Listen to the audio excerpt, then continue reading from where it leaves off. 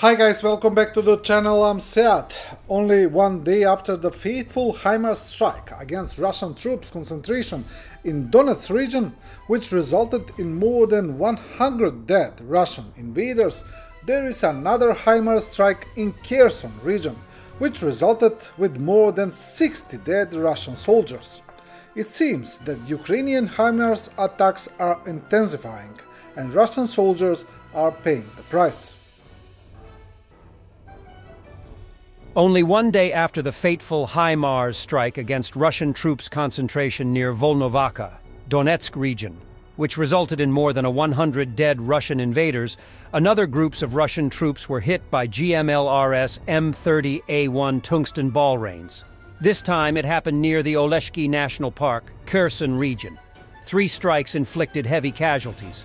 More than 60 Russian soldiers are killed today in a Ukrainian double missile strike against a Russian training ground in Podokalinovka, which is 25 kilometers from the Ukrainian Krinky bridgehead in the Kherson region. Among losses are Russians from the 328th Rifle Division and 810th Separate Guards Marine Brigade. The video shows the death and wounding of the Russians on a training ground, and sorry, but we must blur some parts.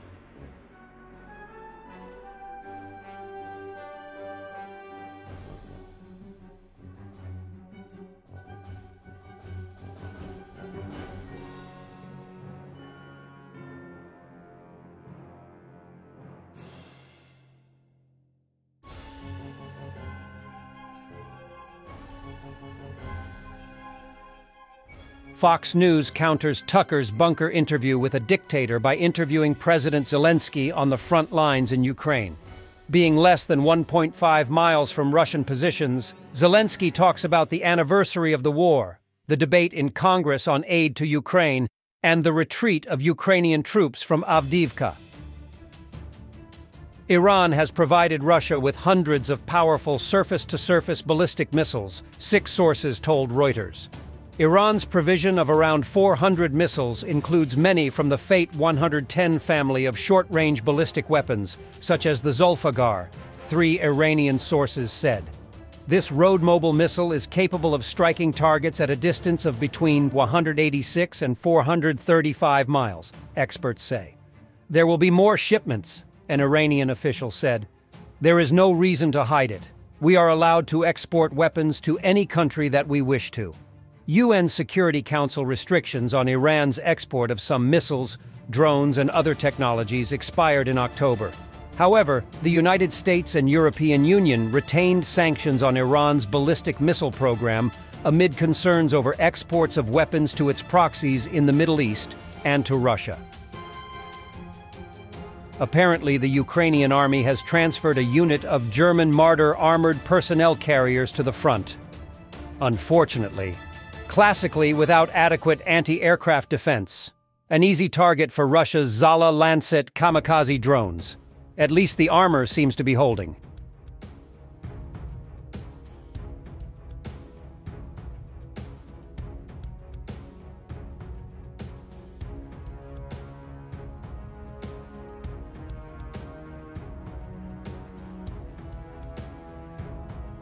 The Russian State Duma has denounced the 1956 agreement with Britain to allow its ships to fish and stay off the Kola Peninsula.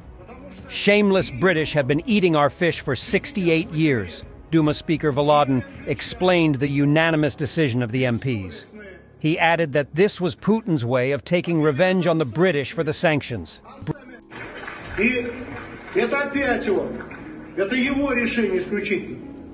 И вернул нам нашу рыбу, потому что ее 68 лет ели англичане, бессовестные, объявили нам санкции, а сами на 40% свой рацион, меню рыбное формируют из нашей трески. Вот теперь пускай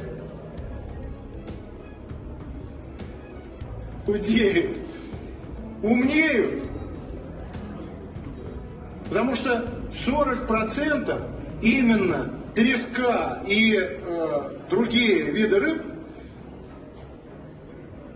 их же в том числе, формируют их рацион. Причем одно из любимых блюд. Вот теперь это блюдо, их любимое, мы вернули себе по инициативе нашего президента. Поэтому, когда начинают говорить об избирательных программах, это все хорошо, речи, поступки и решения. Вот что характеризует политика. А министерству надо было давно брать и принимать эти решения, выносить нам их сюда на обсуждение. Сейчас вот, допустим, не очень себя комфортно чувствуют представители КПРФ. Потому что 68 лет кормили англичан. А Единая Россия принимает решение под руководством Путина вернуть рыбу. Да? Об этом. Коллеги, это очень важный вопрос. Нет, воздержавшись, нет. Вот ответ Англии на санкции. Это только начало. Ukrainian partisans said that they poisoned to death important guests from Moscow, sent by the Kremlin to organize Russian elections in the temporarily occupied Mariupol, reported by Russian Telegram and confirmed by underground representatives. According to the Russian Telegram channel Kremlin Snuffbox, the victims were not military personnel but organizers of the pseudo-presidential elections in Russia, scheduled for March 17, 2024. The Mariupol underground responded to the Kiev Post's question about their involvement in the poisoning with a laconic smile, saying, "It's not the first time." The partisans confirmed to Kiev Post that their man was working on the delivery. A few days ago, 6 dead people, 4 men and 2 women, were found in a Mariupol apartment, including 2 local activists of the United Russia Party and 4 guests from Moscow, who were political activists and Kremlin Central Election Commission employees. The victims of the poisoning arrived in occupied Mariupol to organize the work of local election commissions for the Kremlin. The collaborators and their Moscow guests were reportedly poisoned by food and beer from a local restaurant. Lethal doses of arsenic were added to the food and drinks, killing everyone who consumed them. The restaurant where the food was prepared was inspected, and no traces of poison were found. However, the courier who delivered the poisoned meal went missing.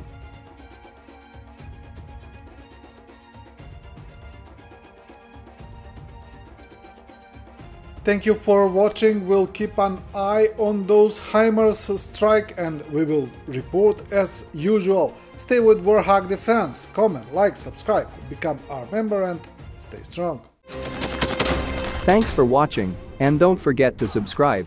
Also, if you want to support Warthog Defense, please become our member and get early access to new videos, exclusive members-only videos, and become administrator in comments section. The membership link is in the description. Rescues every day. We had a guy last week, it's 6 rescues in 6 days. You know, he's doing the job every day.